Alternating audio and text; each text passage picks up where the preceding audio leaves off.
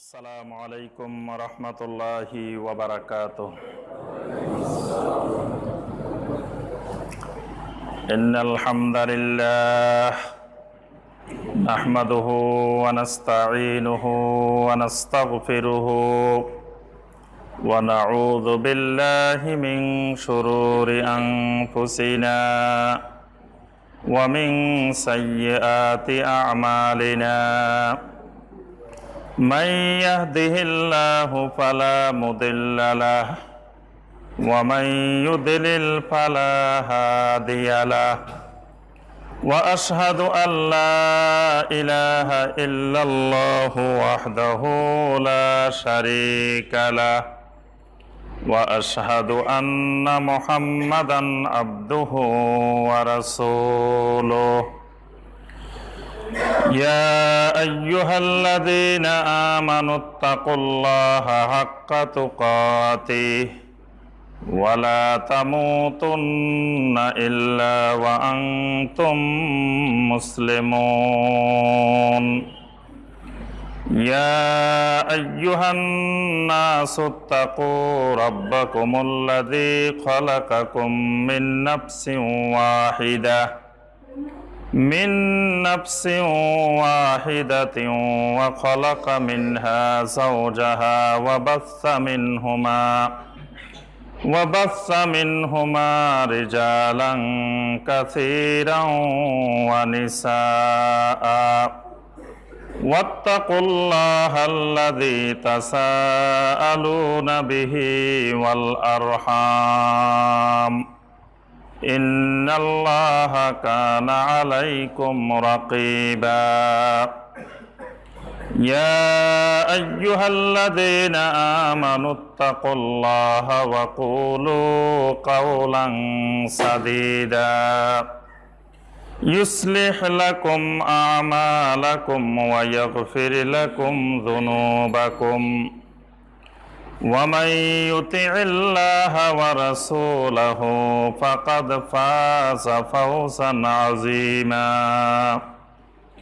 اللهم صل على محمد وعلى آل محمد كما صليت على إبراهيم وعلى آل إبراهيم إنك حميد مجيد اللهم بارك على محمد وعلى آل محمد كما باركت على إبراهيم وعلى آل إبراهيم إنك حميد مجيد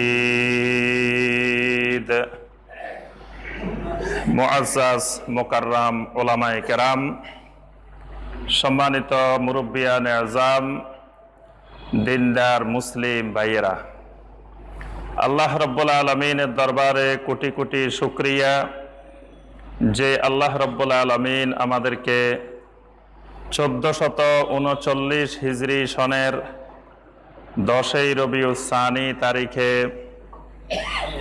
সলাতুল জুমুয়া আদায় এবং খুতবাতুল জুমুয়া শোনার উদ্দেশ্যে আল্লাহ রাব্বুল আলামিনের পবিত্র ঘর মসজিদে উপস্থিত হওয়ার পরে কোরআনে কারীম এবং হাদিস নববী সাল্লাল্লাহু আলাইহি ওয়াসাল্লাম থেকে আল্লাহ রাব্বুল আলামিনের দ্বীন সম্পর্কে কিছু কথাবার্তা বলার এবং শোনার তৌফিক দিয়েছেন, সেই মহান রব্বুল আলামিনের শুকর আদায় করি, সকলে বলি আলহামদুলিল্লাহ। সম্মানিত মুসল্লিয়ানে কেরাম, আজকের খুতবায় আমরা যে বিষয়টি আলোচনা করব ইনশাআল্লাহ, বিষয়টি হলো নাওয়াকিদুল ঈমান বিন নবী সাল্লাল্লাহু আলাইহি ওয়াসাল্লাম, অর্থাৎ নবী সাল্লাল্লাহু আলাইহি ওয়াসাল্লামের সাথে সম্পৃক্ত ঈমান ভঙ্গের কারণসমূহ। আমাদের একজন মুমিন হিসেবে আমাদের কাছে সবচেয়ে মূল্যবান সম্পদটা কি? আমাদের কাছে সবচেয়ে মূল্যবান একজন মুমিনের কাছে সম্পদটা হলো ঈমান। এবং একজন মুমিনকে যদি বলা হয় তোমাকে সারা পৃথিবী দেওয়া হবে, পৃথিবীর সমস্ত সম্পদ দেওয়া হবে, পৃথিবীর সমস্ত রাজত্ব দেওয়া হবে, তারপরেও তুমি ঈমানটা বিক্রি করে দাও, একজন মুমিন দিবে? কখনো দিবে না। তাহলে বোঝা যায় ঈমানটা এত দামি, এটা সারা পৃথিবীর সমস্ত সম্পদের চাইতে, সমস্ত পৃথিবীর রাজত্বের চাইতে, ক্ষমতার চাইতে, প্রভাবের চাইতে, সব কিছুর চাইতে সবচেয়ে মূল্যবান ঈমান। এই জন্য আমরা আল্লাহর কাছে দোয়াও করি। একটা জিনিস, জানাজার সালাতে আমরা দোয়া করি, আল্লাহুম্মা মান আহিয়াইতাহু মিন্না ফাআহইহি আলাল ইসলাম ওয়া মান তাওয়াফাইতাহু মিন্না ফাতাওয়াফাহু আলাল ঈমান। জানাজার নামাজে পড়ি না? অনেক ভাই কিন্তু জানাজার দোয়াও পারে না, চুপ করে দাঁড়ায় থাকে, মানে জানাজার মধ্যে যে দোয়াগুলো পড়তে জানে না। অনেকে বাপের জানাজা, তাও দোয়া করতে জানে না, চুপ করে দাঁড়ায় থাকে।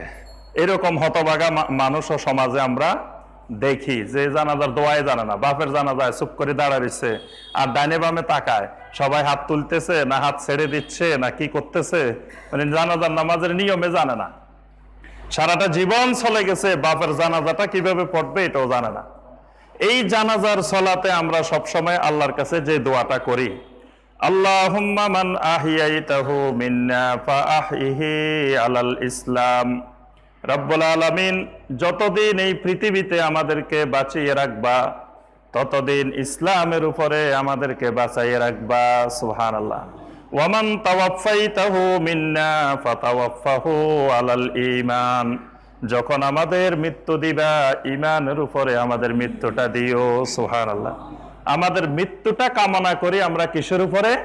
ঈমানের উপরে। ঈমানের সাথে একজন আরেকজনকে বলে, হুজুর দোয়া করিয়েন যাতে ঈমানটা লই কবরে যেতে পারি, ঈমানের সাথে কবরে যেতে পারি, বলি না? মানে ঈমানটা নিয়ে কবরে যাওয়া, এটা হলো একজন মুমিনের সবচেয়ে বড় সম্পদ। এবং নবী সাল্লাল্লাহু আলাইহি সাল্লাম বলছেন, মান কানা আখিরা কালামিহি লা ইলাহা ইল্লাল্লাহ দাখালাল জান্নাহ।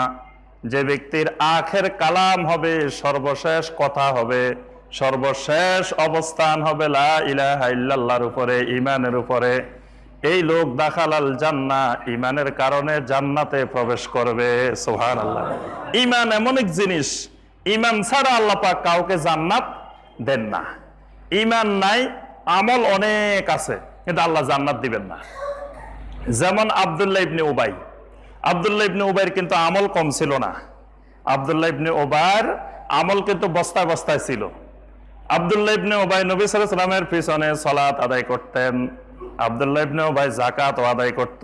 আব্দুল্লাহ ইবনে উবাই হজও করত। আব্দুল্লাহ ইবনে উবাই রমাদান মাসে সিয়ামও পালন করত। নবী সাল্লাল্লাহু আলাইহি ওয়াসাল্লামের সাথে জিহাদে অংশগ্রহণ করত। কিন্তু মারা যাওয়ার পরে নবী সাল্লাল্লাহু আলাইহি ওয়াসাল্লামের জামা মোবারকও দেওয়া হয়েছে।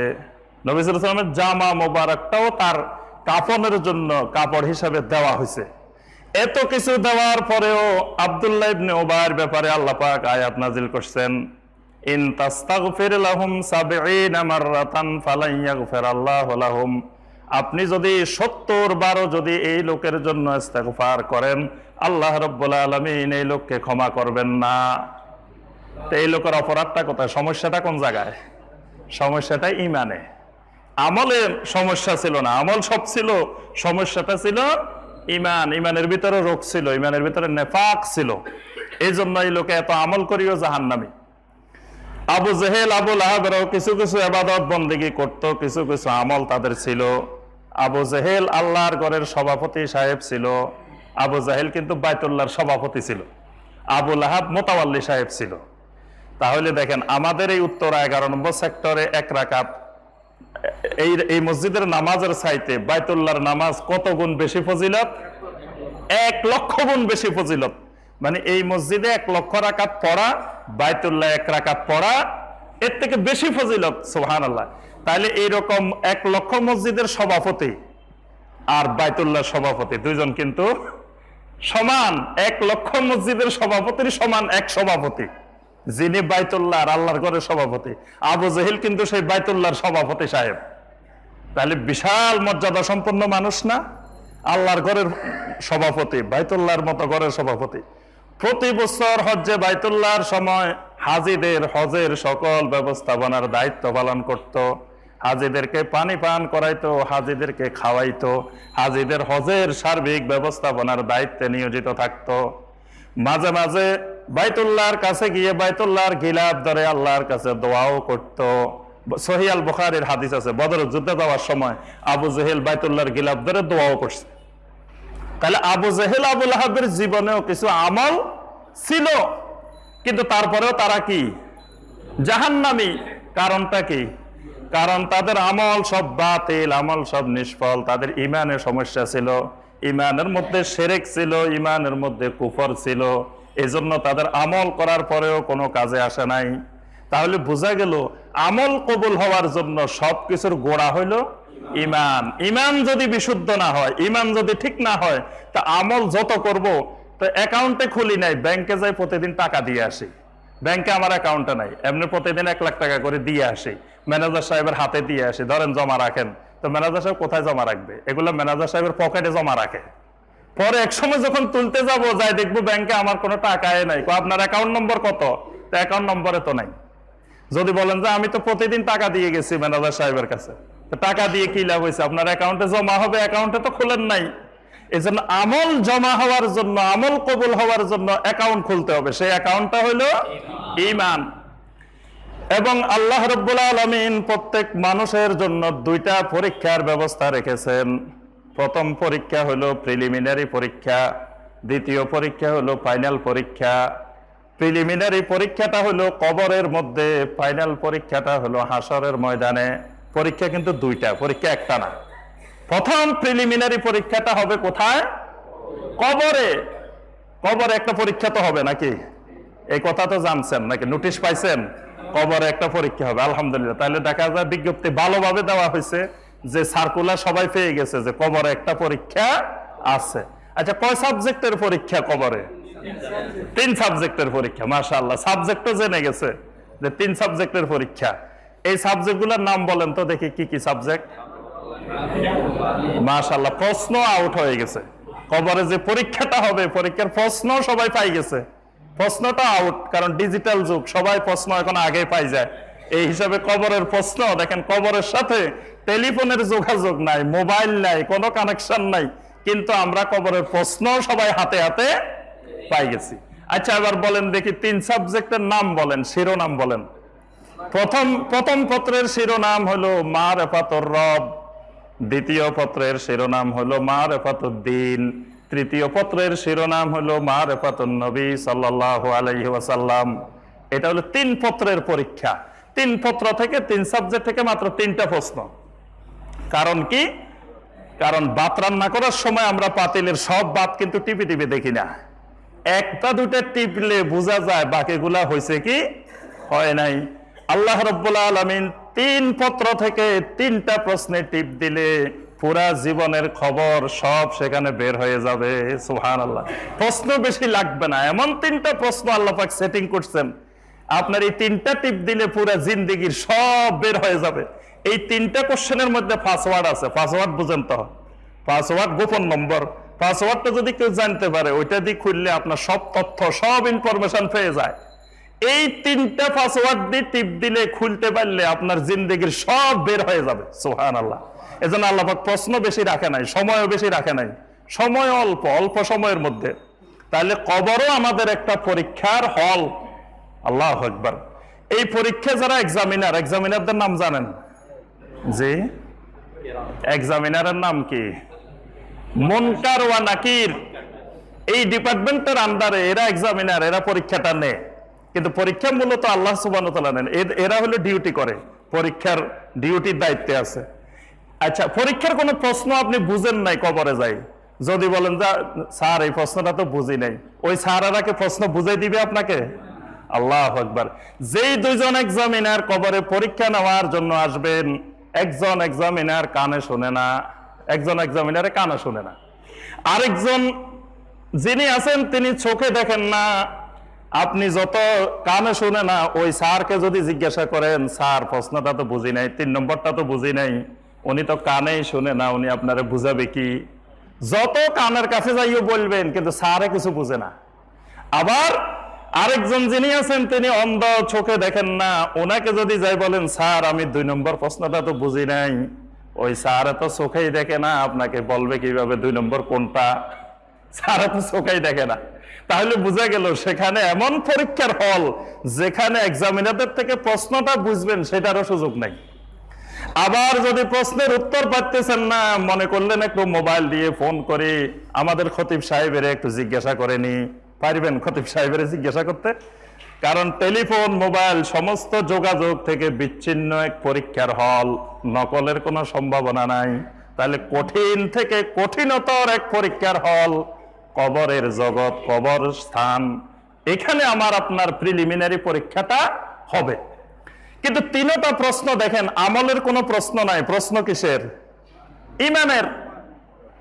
কবরের পরীক্ষার মধ্যে নাই ও বান্দা নামাজ পড়ছিল কিনা, নামাজ জামাতের সাথে পড়ছ না জামাত ছাড়া পড়ছ, এই প্রশ্ন আছে। কবরের পরীক্ষা নাই সিয়াম রাখছিল কিনা, রোজা রাখছিল কিনা, হজ করছিল কিনা, যাকাত দিছিল কিনা, কোনো প্রশ্ন আছে? নাই। তাহলে বোঝা যায় প্রিলিমিনারি পরীক্ষাটা ইমানের পরীক্ষা, আর ফাইনাল পরীক্ষা হলো আমলের পরীক্ষা। হাসরের ময়দানে কিন্তু আমলের পরীক্ষা হবে। সর্বপ্রথম যে আমলের পরীক্ষা দিয়ে শুরু হবে সেটার নাম হলো সালাত। নামাজের প্রশ্ন দিয়ে, নামাজের কোশ্চেন দিয়ে ফাইনাল পরীক্ষা শুরু হবে।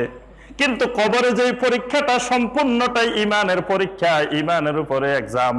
ইমানের উপরে 3টা দেখেন, রবকে, রবের ইমান, রবের এতেকাদ তোমার কেমন ছিল সেটার প্রশ্ন। দিন কোনটা ছিল, দিন কি ছিল, এটা ইমানের প্রশ্ন। নবী সাল্লাল্লাহু আলাইহি সাল্লাম সম্পর্কে তুমি কি জানো, নবী কে, এটাও ইমানের প্রশ্ন। তাহলে বোঝা গেল ইমান আমলের থেকে বেশি গুরুত্বপূর্ণ। আর প্রিলিমিনারি পরীক্ষায় যদি ফেল করেন, ফাইনাল পরীক্ষা দেওয়ার সুযোগ আছে নাকি? সুযোগ নাই। প্রিলিমিনারিতে ফেল, যেমন আমরা মাস্টার্সের 2টা পরীক্ষা নিই, একটা প্রিলি একটা ফাইনাল। কেউ যদি প্রিলিতে ফেল করে তো তাকে আর আমরা ফাইনাল পরীক্ষা দিতে দিই না, আগে প্রিলিতে পাস করতে হবে। বিসিএস এ আপনি প্রিলি পাস করেন নাই তো ফাইনাল দিতে পারবেন? ঠিক কবরের প্রিলিতে যদি ফেল করেন, ফাইনাল পরীক্ষা দেওয়ার কোনো সুযোগ নাই। অথচ ফাইনাল পরীক্ষার অনেক প্রশ্নের উত্তর কিন্তু আপনি জানেন, জানলেও লাভ নাই। কারণ আপনি প্রিলিতেই ফেল করছেন, তার ফাইনাল পরীক্ষা জানে কি লাভ হবে? এই জন্য আল্লাহ পাক কোরআনে কারিমে বলছেন, বান্দা তুমি ইমানের ইলম শিখো।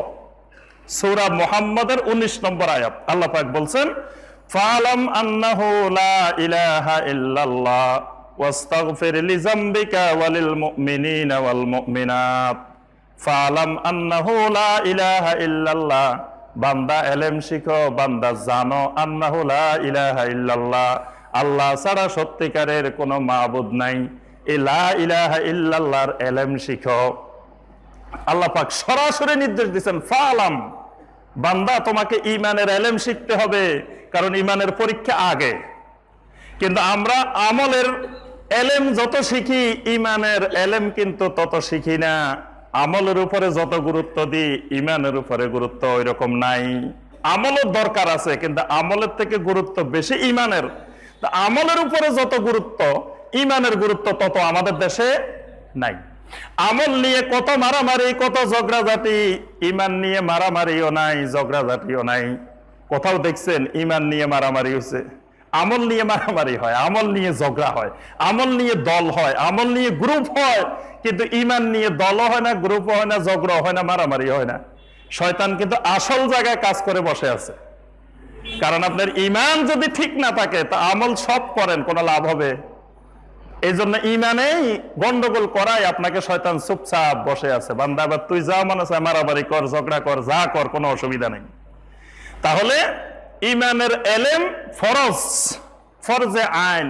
আল্লাহ পাক সরাসরি নির্দেশ দিয়েছেন, ফালাম আন্নাহু লা ইলাহা ইল্লাল্লাহ, ইলম শিখো, জানো লা ইলাহা ইল্লাল্লাহ। তাহলে লা ইলাহা ইল্লাল্লাহ শিখতে হলে ইলম লাগবে। ইলম ছাড়া লা ইলাহা ইল্লাল্লাহ শিখা সম্ভব নয়। আপনি জীবনে কোনোদিন ইলম শিখেন নাই লা ইলাহা ইল্লাল্লাহ, আর মরার সময়, মৃত্যুর সময় লা ইলাহা ইল্লাল্লাহ নিয়ে কবরে যাবেন, এটা অসম্ভব জিনিস। সারা জীবন এসএসসি পরীক্ষা দিবেন, একটা ক্লাসও করেন নাই, কোনোদিন কোচিংও করেন নাই, প্রাইভেটও করেন নাই, কিছুই করেন নাই, শুধু রেজিস্ট্রেশন করে চলে গেছেন পরীক্ষার হলে। পরীক্ষা দেওয়া এত সহজ বিষয় না। আপনি ইমানের কোনো ইলম শিখেন নাই, জীবনে একটা কোচিংও করেন নাই, প্রাইভেটও করেন নাই, কোনো সময় দেন না ইমানের এলেমের জন্য। কবরে যাই পরীক্ষা পাশ করে ফেলবেন, এটা অসম্ভব জিনিস। কিন্তু আমরা সবাই আশা করি বসে আছি পরীক্ষা 100% পাস। কেউ ফেল করবে এই আশঙ্কা কিন্তু কেউ নাই। একজন আছেন যে আমি ফেল করবো? সবাই পাস করবে, সবাই ফেল। কেউ ফেল করার মানুষ কিন্তু জমিনে খুঁজে পাওয়া যায় না। যিনি জীবনে এক ওয়াক্ত নামাজও পড়ে না, উনি বলে ভাই আমি নামাজ না পড়লে কি হবে, আমার ইমানটা কিন্তু খুব শক্ত, ইমানটা কিন্তু খুব মজবুত। তুমি নামাজ পড়লে কি হইব, তোমার ইমান কিন্তু দুর্বল, তোমার থেকে আমার ইমান শক্ত। নামাজ পড়ে না, তাও ইমান কিন্তু খুব শক্ত, খুব মজবুত। বলে যে আরে তুমি নামাজ পড়লে কি হবে, তোমার ইমানের থেকে আমার ইমান শক্ত। এমন শক্ত ইমান যে ইমানে ফজরের সময় তুলতে পারে না, এমন কঠিন ইমান যে ইমান 10 গজ দূরে মসজিদ পর্যন্ত আনতে পারে না, আর বসে আছে এই ইমান হাজার হাজার মাইল দূরে জান্নাতে নিয়ে যাবে। যে ইমান যে আপনারা 10-20 গজ 50 গজ দূরে মসজিদ পর্যন্ত টানিয়ে আনতে পারে না, এত দুর্বল, সেই ইমান হাজার হাজার মাইল দূরে আল্লাহর জান্নাত, সেই জান্নাত পর্যন্ত নিয়ে যাবে। এটা অসম্ভব জিনিস। কিন্তু সবাই আশা করে বসে আছে যে আমার ইমান আছে, নামাজ না পড়লেও ইমান আছে, সুদ খাইলেও ইমান আছে, ঘুষ খাইলেও ইমান আছে। ইমান কোনো দিকে যায় না। মনে হয় যে ইমান এমন এক জিনিস, একবার কোনোভাবে কষ্ট করে ঢুকাইতে পারলে আর এটা জীবনে কোনোদিন বাহির হয় না। আমাদের ধারণা হইলো এরকম। আচ্ছা, এবার আপনারা ইমানের এলেম আছে কিনা একটু পরীক্ষা করলে বোঝা যাবে। যে ইমানের পরীক্ষা করলে আবার মনে কষ্ট নিবেন নাকি? জি, এটা তো আমাদের ক্লাস। ক্লাসে জিজ্ঞাসা করবে টিচার, মনে কষ্ট নেওয়ার তো কিছু না, না পারলেও শরমের কিছু নাই। শিখার জন্য জুমার খুতবা, শিখার জন্য আলোচনা। আচ্ছা, এবার বলেন ওযুর মধ্যে ফরজ কয়টা? মাশাআল্লাহ, সবাই দেখি ভালো স্টুডেন্ট, সবাই পারছে। ওযুর ফরজ 4টা। ওযু ভঙ্গের কারণ কয়টা? 7টা। মাশাআল্লাহ। এবার বলেন নামাজের আরকান আহকাম কয়টা? 13টা। বাহিরে কয়টা, ভিতরে কয়টা? 7টা আর 6টা। নামাজ ভঙ্গের কারণ কয়টা? জি 19টা। মাশাআল্লাহ, সব পারে, মেধাবী স্টুডেন্ট সবগুলা। তাহলে ওযুর ফরজও পারি, ওযু ভঙ্গের কারণও পারি, নামাজের আরকান আহকাম, নামাজের ফরজও পারি, নামাজের ভঙ্গের কারণও পারি। এবার আসেন ইমানের ব্যাপারে আসেন। ইমানের উসুল কয়টা? শুনেও নাই কোনোদিন আল্লাহর বান্দা ইমানের আবার উসুল আছে নাকি? ইমানের উসুল 3টা। কবরের যে 3 সাবজেক্টের পরীক্ষা দিবেন, এগুলো হলো ইমানের উসুল, ইমানের ভিত্তি। ইমানের আরকান আহকাম কয় ফরজ? নামাজের আরকান আহকাম বলছেন 13 ফরজ। ইমানের আরকান আহকাম কয় ফরজ? আপনি ইমানে মুজমাল পড়ছেন না? ইমানে মুজমাল, ইমানে মুফাসসাল। আচ্ছা, ইমানে মুজমালের মধ্যে বলছেন ওয়া কাবিলতু জামিয়া আহকামিহি ওয়া আরকানিহি, আমি ইমানের সকল আহকাম, সকল আরকান কবুল করলাম, বলছেন না? এই কথা বলি তো ইমান আনছেন, যে ইমানের আহকামও কবুল করছেন, আরকানও কবুল করছেন। 2টা কবুল করে আপনি ইমান আনছেন। এখন ইমানের আহকাম কয়টা, আরকান কয়টা সেটাই জানেন না। নামাজের যেমন আরকান আহকাম আছে, ইমানেরও ঠিক একই রকম আরকান আহকাম আছে।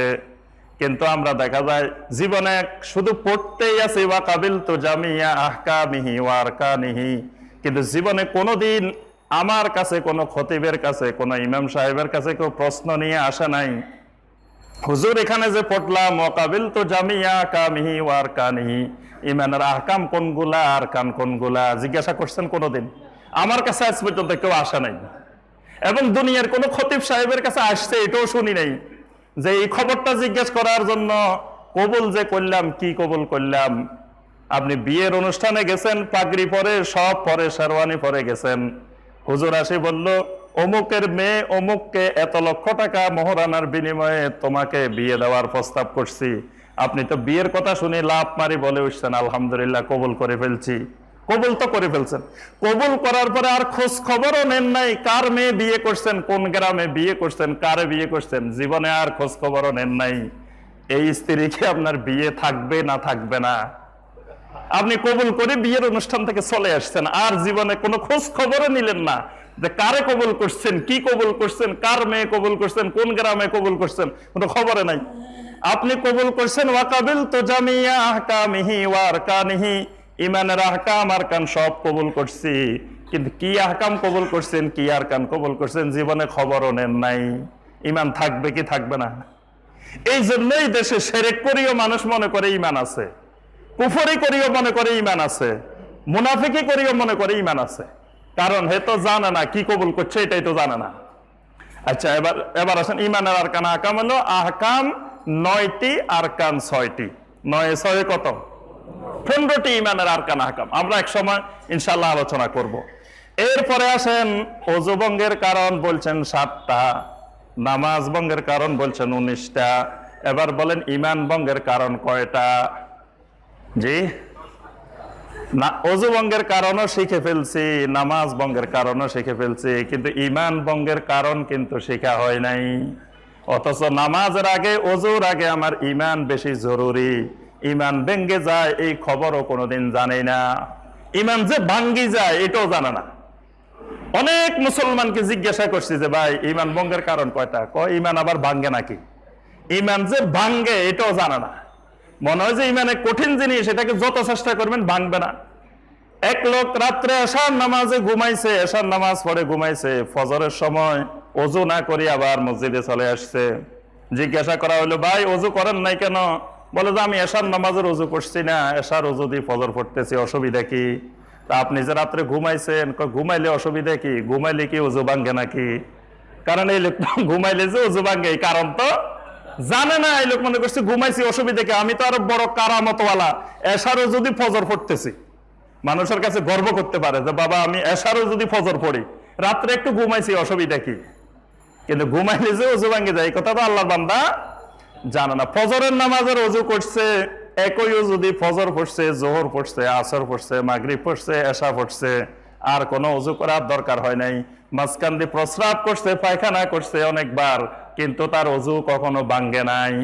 কারণ আল্লাহর বান্দা জানে না প্রস্রাব পায়খানা করলে ওযু ভাঙ্গি যায়। আল্লাহর বান্দা তো এই খবর নাই। দেখো আমি তো একবার ওযু করছি সকালে, ওই ওযু দিয়ে ফজরও পড়তেছে, যোহরও পড়তেছে, আসরও পড়তেছে, মাগরিবও পড়তেছে, এশাও পড়তেছে। তো এখন ওই বান্দা তো ওযু ভঙ্গের কারণ জানে না। এই জন্য আল্লাহর বান্দা শিরক করে, আল্লাহর বান্দা কুফরি করে, আল্লাহর বান্দা নেফাকি করে, কিন্তু তারপরেও তার ঈমান কিন্তু ভাঙ্গে না, ঈমান কিন্তু ঠিক থাকে। কারণ ঈমান যে ভাঙ্গি যায় ওই কারণগুলা তো সে জানে না। তাহলে ঈমান ভঙ্গের কারণ আছে 10টা, এটা মনে রাখবেন। ঈমান ভঙ্গের কারণ আছে কয়টা? 10টা। এটা ঠোঁটস্থ করে রাখবেন, খালি মুখস্থ না। কারণ এই কারণগুলার একটা যদি আমার আপনার জীবনে ঘটে, সর্বনাশ, দুনিয়াও শেষ, আখিরাতও শেষ। 10টা মূল পয়েন্ট, এই মূল পয়েন্টে ঈমান ভেঙে যায়। আজকের খুতবায় আমরা আলোচনা করব শুধু 3টা পয়েন্ট। এখানে আমরা যে কবরের 3 পত্রের পরীক্ষা বলছি না, প্রথম পত্রের ফার্স্ট পেপারের পরীক্ষার সাথে 3টা কারণ আছে। এই 3টা কারণ ঘটলে ঈমান ভেঙে যায়, অর্থাৎ মারিফাতুর রব, রবের সাথে 3টা কারণ আছে, যে 3টা কারণে আপনার ঈমান ভেঙে যায়। মারিফাতুদ দ্বীনের সাথে 4টা কারণ আছে দ্বিতীয় পত্রের সাথে, যেটার কারণে আপনার ঈমান ভেঙে যায়। তৃতীয় পত্র মারিফাতুন নবী সাল্লাল্লাহু আলাইহি ওয়াসাল্লাম, এই পত্রের সাথে 3টা কারণ আছে, যে 3টা কারণ ঘটলে আপনার ঈমান ভেঙে যায়। তাহলে আজকে আমরা আলোচনা করব শুধু থার্ড পেপার, তৃতীয় পত্র। তৃতীয় পত্রের সাথে 3টা জিনিস আছে, 3টা কারণ আছে, যে 3টা কারণ ঘটলে আপনার ঈমান থাকবে না, ঈমান ভেঙে যাবে, ঈমান নষ্ট হয়ে যাবে।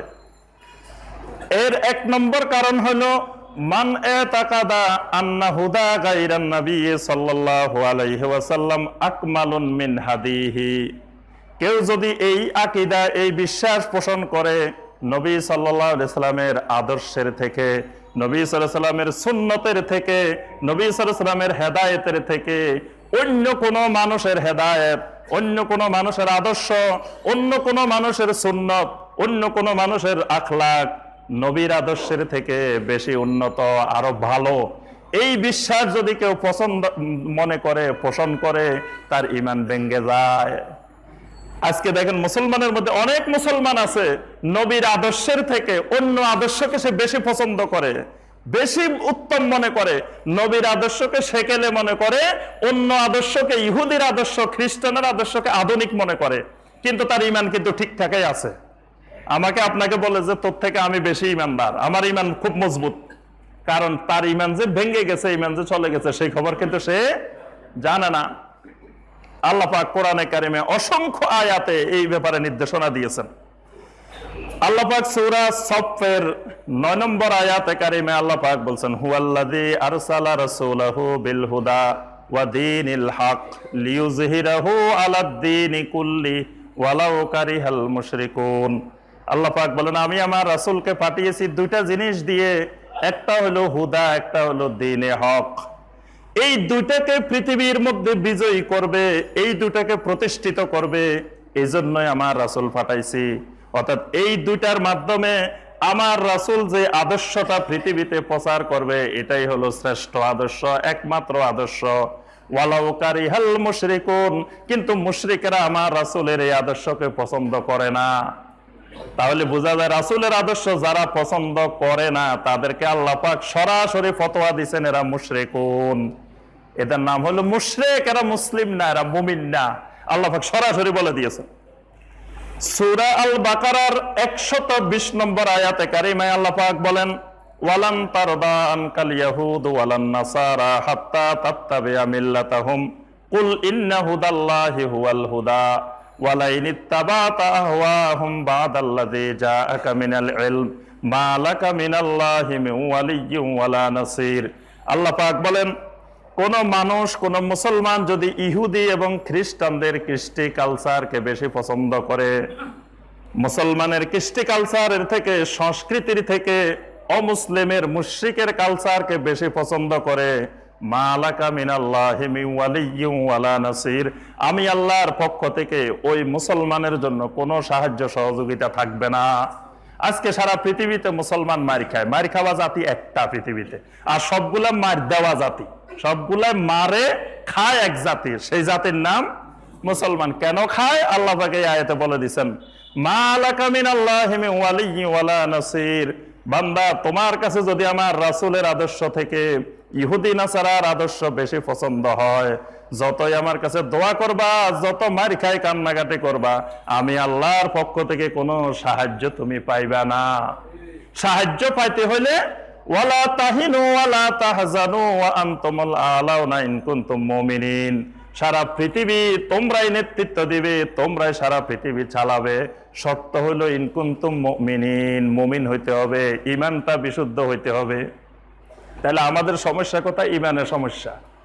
ঈমানের সমস্যা থাকার কারণে সারা পৃথিবীতে আমরা অধঃপতন। আর যেই যুগে মুসলমানদের ঈমান মজবুত ছিল, ঈমান বিশুদ্ধ ছিল, ঈমানে শিরক ছিল না, কুফর ছিল না, সেই যুগের মুসলমান সারা পৃথিবী নেতৃত্ব দিছে।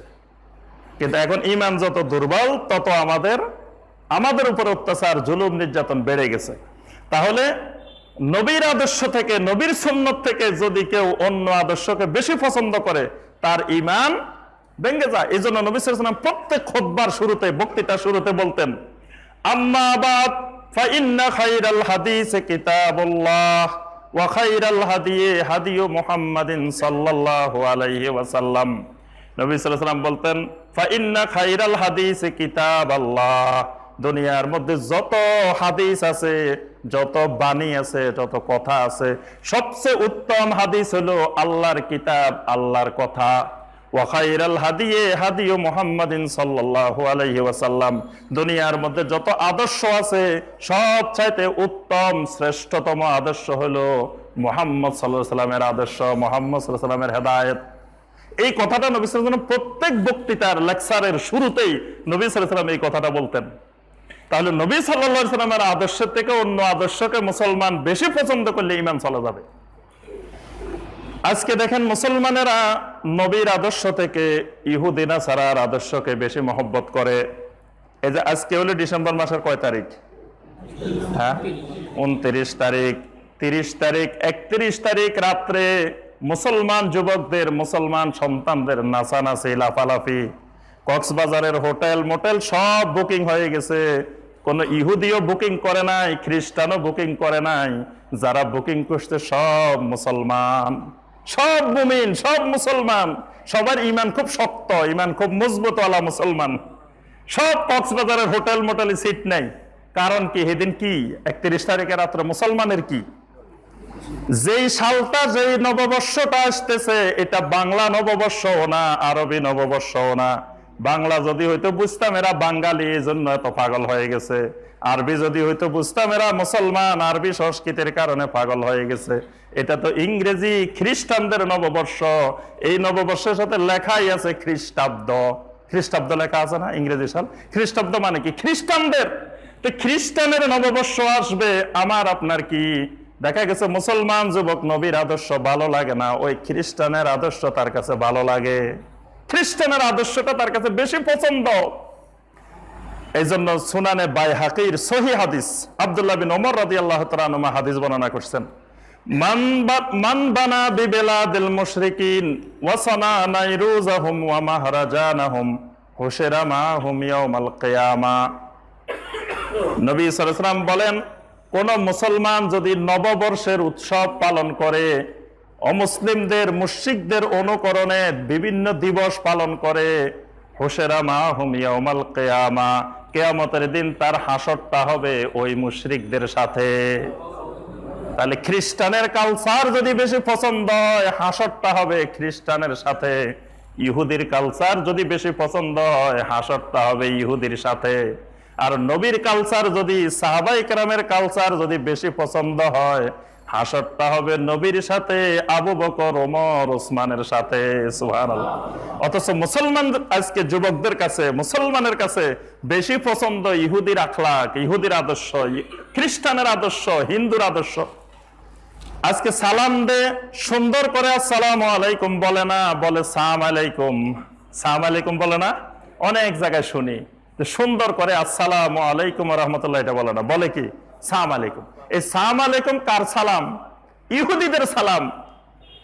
আল্লাহ রাসূল সাল্লাল্লাহু আলাইহি ওয়াসাল্লাম বলেন, লা তুসাল্লিমু তাসলিমাল ইয়াহুদ ওয়ান নাসারা, খবরদার আমার উম্মত ইহুদি নাসারাদের সালামের মতো সালাম কোনোদিন দিও না। ফা ইন্না তাসলিমাহুম বিল আকুফি ওয়ার রুউস ওয়াল ইশারা, কারণ তারা এইভাবে হাতের ইশারায় সালাম দে, মাথার ইশারায় সালাম দে, তারা আঙ্গুলের ইশারায় সালাম দে। খবরদার আমার উম্মত, তোমরা এইভাবে কোনোদিন সালাম দিও না। আজকে দেখবেন অনেকে এমনি করে, কোনো মুখে কোনো উচ্চারণে করে না, খালি এমনি করে, মানে সালাম দিচ্ছে। আবার অনেকে এইভাবে মাথা ঝুঁকায়। এগুলো সব শিরকি সালাম। নবীর আদর্শ হলো মৌখিকভাবে সুন্দর করে বলবে আসসালামু আলাইকুম ওয়া রাহমাতুল্লাহি ওয়া বারাকাতুহু। উম্মে সালামা রাদিয়াল্লাহু তাআলা আনহা বলেন, আল্লাহ রাসূল সাল্লাল্লাহু আলাইহি ওয়াসাল্লামকে বেশি বেশি দেখতাম শনিবার রবিবারে রোজা রাখছে। জিজ্ঞাসা করলাম, ইয়া রাসূলুল্লাহ সাল্লাল্লাহু আলাইহি ওয়াসাল্লাম, শনিবার রবিবারে আপনি রোজা রাখলেন কেন? নবী সাল্লাল্লাহু আলাইহি ওয়াসাল্লাম বলতেন, হুমা ইয়াউমা ঈদিল মুশরিকিন ফা উহিব্বু আন উখালিফাহুম, কারণ শনিবারে ইহুদিদের ঈদের দিন, রবিবারে খ্রিস্টানদের ঈদের দিন। আমি নবী পছন্দ করি তাদের ঈদের দিনের মুখালাফাত করে, বিরোধিতা করে।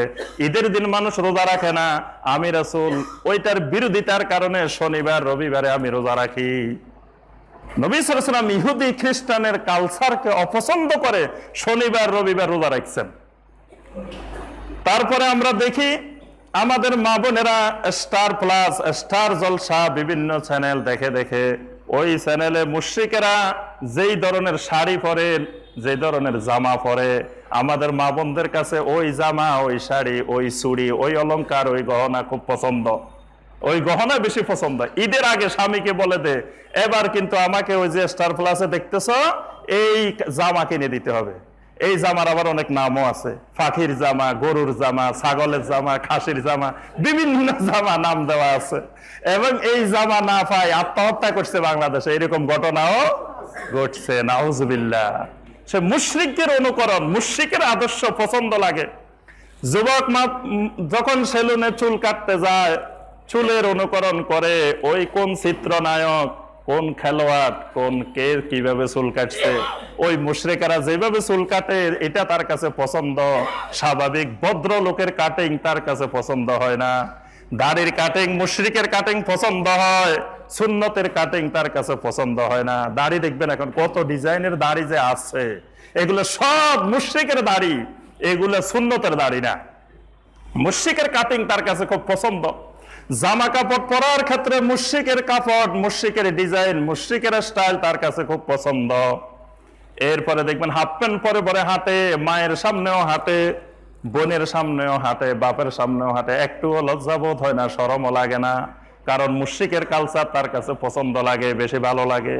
এজন্য দেখবেন এখন হাফ প্যান্ট পরে ফিরিয়ে অনেকে মুসলমানের ছেলে হাঁটে, দেখেন না? অনেকের হাতের মধ্যে বিভিন্ন ডিজাইনের চুড়ি দেখা যায়, বালা দেখা যায়, ব্রেসলেট দেখা যায়।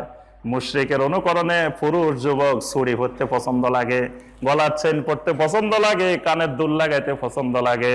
এগুলো সব মুশরিকের কালচার। মুশরিকের কালচার মুসলমানের মধ্যে এমন ভাবে ঢুকতেছে, খুব পছন্দ। তা আমরা 1 নম্বর পয়েন্ট যেটা বলছি এটা হলো, যদি নবীর আদর্শের থেকে, নবীর সুন্নতের থেকে অন্য কোনো আদর্শ যদি কারো কাছে বেশি ভালো লাগে, পছন্দ হয়, তার ঈমান ভেঙে যায়, ঈমান চলে যায়। ওই লোক আর ঈমান নিয়ে কোনোদিন কবরে যেতে পারবে না। কিন্তু আমাদের দেশে মুশরিকের কালচার বেশি পছন্দ, কিন্তু ঈমান কিন্তু যায় না। কারণ ওই যে এটা ঈমান ভাঙ্গি যায়, এটা কিন্তু জানে না। আজকে দেখবেন বার্থডে, ম্যারেজ ডে, কত রঙের ডে বেড়ে গেছে। এই বার্থডে, ম্যারেজ ডে এগুলো নবীর আদর্শ নয়, এগুলো সব খ্রিস্টানের, ইহুদির আদর্শ। এগুলো এখন পছন্দ হয়। বার্থডে না করলে তো অবস্থা শেষ। বার্থডে কখন আসতেছে 2 মাস 3 মাস আগের থেকে খবর মানে গুনতে থাকে, কবে আসতেছে বার্থডে। আচ্ছা, আমরা এই 1 নম্বর পয়েন্ট হইলো, 1 নম্বর পয়েন্ট তো বুঝতে পারছেন। 2 নম্বর পয়েন্ট হলো, মান আবগাদা শাইয়ান মিম্মা জা বিহি রাসূল সাল্লাল্লাহু আলাইহি ওয়াসাল্লাম। রাসূল সাল্লাল্লাহু আলাইহি ওয়াসাল্লামের আদর্শ সুন্নতের কোনো কিছু যদি তার কাছে অপছন্দ লাগে, ঘৃণা করে, নবীর কোনো সুন্নতকে, কোনো আদর্শকে কেউ যদি একটু অপছন্দ করে, তার ঈমান ভেঙে যায়। নবীর আদর্শকে একটু অপছন্দ করে, ওয়ালাউ আমেলা বিহি, যদি সে আমলও করে কিন্তু সে দেখতে পারে না। এরকম মানুষ আমি সমাজে দেখছি, নিজে দাড়ি রাখছে কিন্তু দাড়িওয়ালা মানুষ দেখতে পারে না। আমি দাড়িওয়ালা দেখতে পারি না, বোরকাওয়ালা দেখতে পারি না, এমনি নিজের দাড়ি আছে। তাহলে সে দাড়ি সুন্নতের কারণে রাখে নাই, সে বুড়া হয়ে গেছে, বেয়াই সাহেব হয়ে গেছে। এখন যদি দাড়ি না থাকে কেমন দেখা যায়? ছেলে বিয়ে দিছে, মেয়ে বিয়ে দিছে, এখন দাড়ি নেই, হিন্দু হিন্দু দেখা যায়, এই জন্য সে দাড়ি রেখেছে, কিন্তু দাড়িওয়ালা পছন্দ করে না। তাহলে বোঝা যায় সে আমল করলেও কিন্তু নবীর সুন্নতকে সে পছন্দ মহব্বত করে না, নবীর সুন্নতকে সে অপছন্দ করে। সূরা মুহাম্মদের 8 এবং 9 নম্বর আয়াত, যালিকা বিআন্নাহুম কারিহু মা আনজালাল্লাহু ফাআহবাতা আমালাহুম। আল্লাহ পাক বলেন, আমার নবীর উপরে আমি যা নাজিল করছি এটা যদি কেউ অপছন্দ করে, ফাআহবাতা আমালাহুম, তার সমস্ত আমল বরবাদ হয়ে যাবে, সব আমল তার বরবাদ। কিন্তু সমাজে দেখবেন অসংখ্য মানুষ নবীর আদর্শ পছন্দ করে না, সুন্নত পছন্দ করে না, সুন্নত দেখতে পারে না, সুন্নতকে মনে করে এটা প্রাচীন আমলের। আর ইহুদি নাসারার কৃষ্টি কালচার, এটা হলো আধুনিকতা। এটা আর সুন্নত হইলো পুরানা আমলের জিনিস। এটার প্রতি ঘৃণা সৃষ্টি হয়। অনেক মুসলমান সুন্নতকে ঘৃণা করে, কিন্তু তার ঈমান কিন্তু ঠিক আছে। কিন্তু এই সুন্নতের প্রতি, রাসূলের আদর্শের একটু যদি অপছন্দ হয়, ঈমান চলে যাবে। 3 নম্বর পয়েন্ট, মান ইস্তাহজা বিশাইয়্যিম মিন দীনির রাসূল সাল্লাল্লাহু আলাইহি ওয়াসাল্লাম। নবী সাল্লাল্লাহু আলাইহি ওয়াসাল্লামের আনিত দ্বীনের কোন একটা জিনিসের প্রতি সে যদি ঠাট্টা বিদ্রূপ করে, ঠাট্টা করে, মানে কোন একটা জিনিস নিয়ে, দাড়ি নিয়ে ঠাট্টা করলো, টুপি নিয়ে ঠাট্টা করলো, কোন একটা সুন্নত, ছোট একটা সুন্নত, ওইটা নিয়ে যদি ঠাট্টা বিদ্রূপ করে, ঈমান ভেঙে যায়। আল্লাহ পাক সূরা তাওবার 65 এবং 66 নম্বর আয়াতে স্পষ্ট করে বলছেন, কুল আবিল্লাহি ওয়া আয়াতিহি ওয়া রাসূলিহি কুনতুম তাস্তাহজিউন লা তাতাজিরু কাদ কাফারতুম বাদা ঈমানিকুম। আল্লাহ পাক বলেন, আল্লাহকে নিয়ে, আল্লাহর আয়াত নিয়ে, আল্লাহর রাসূল নিয়ে যদি ঠাট্টা বিদ্রূপ করো, লা তাতাজিরু, কোনো ওজর নাই, কাদ কাফারতুম বাদা ঈমানিকুম, ঈমান আনার পরে তুমি কাফের হয়ে গেছো, তুমি স্পষ্ট কাফের।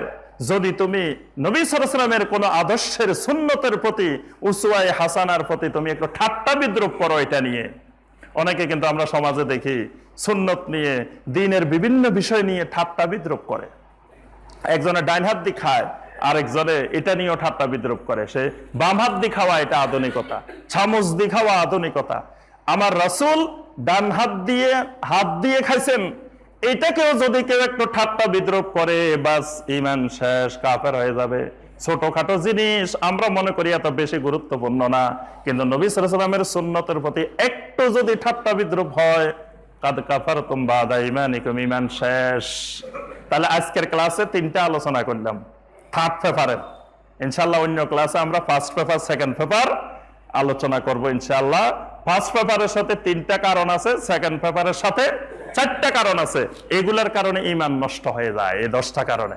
তা আমরা আজকে আলোচনা করলাম নাওয়াকিদুল ঈমান বিন নবী সাল্লাল্লাহু আলাইহি ওয়াসাল্লাম। সম্মানিত মুসল্লিয়ানে কেরাম, আমাদের মসজিদের ছাদ ঢালাইয়ের ইনশাআল্লাহ কাজ চলতেছে। মাঝের অংশের কাজ এই সপ্তাহে শুরু হবে। তো মসজিদের উন্নয়নে আপনারা সবসময় সহযোগিতা করতেছেন ইনশাআল্লাহ।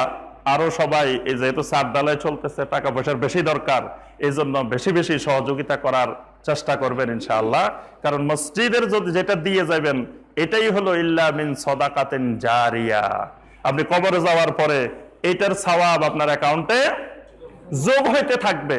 কবরে যায় আপনি নামাজও পড়তে পারবেন না, রোজাও রাখতে পারবেন না, হজও করতে পারবেন না, সাদাকাও দিতে পারবেন না, সব আমল বন্ধ। কিন্তু ওখানে বসে বসে দেখবেন যে এখান থেকে আপনার অ্যাকাউন্টে যোগ হচ্ছে। হাসরের ময়দানে যায় দেখবেন যে কিরে এত আমল তো করি নাই, আমল যা করছি দেখি অনেক। এগুলা ওই যে কিয়ামত পর্যন্ত আপনার আমলনামায় যোগ হতে থাকবে। আর আপনি যে সম্পদ ছেলে মেয়েদেরকে, স্ত্রীকে, অন্যদের জন্য রেখে যাচ্ছেন, সেটার আশা করবেন না যে এখান থেকে আমার জন্য অনেক সদাকা করে ফেলবে, অনেক দান করে ফেলবে, এই আশা করবেন না।